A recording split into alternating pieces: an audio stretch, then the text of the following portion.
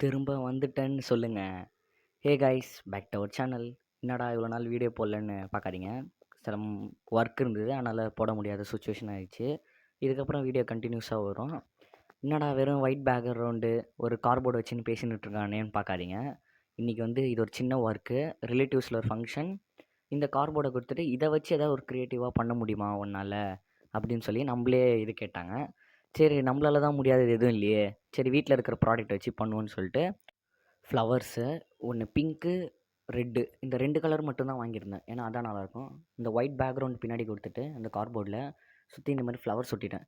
இது குத்துறதே பார்க்க வாவாக ஆயிடுச்சு. ஒரு மாதிரி லுக்கே நல்லா இருந்தது. சைடில் ஒரு மாதிரி எப்படி சொல்கிறது, ஃப்ரேம் மாதிரி கொடுத்துட்டேன்.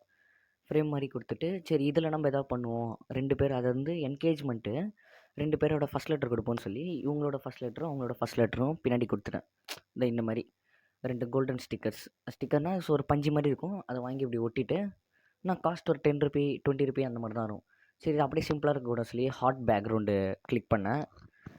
அதுக்கப்புறம் பட்டர்ஃப்ளைஸ் சம்திங் என்னென்ன இருக்கோ அந்த மாதிரிலாம் கொடுத்து கொஞ்சம் கிராண்ட் ஆகிக்கிட்டு அங்கே வந்து ஃப்ரண்ட்டில் இன்வைட்டிங் டேபிளில் வைக்கிற மாதிரி, அப்போ பின்னாடி ஸ்டாண்டு மாதிரி கொடுத்தா தானே நல்லாயிருக்குன்னு சொல்லி இந்த மாதிரி ஐஸ்கிரீம் ஸ்டிக்ஸ் வச்சு ஒரு ஸ்டாண்டு மாதிரி ரெடி பண்ணிட்டேன்.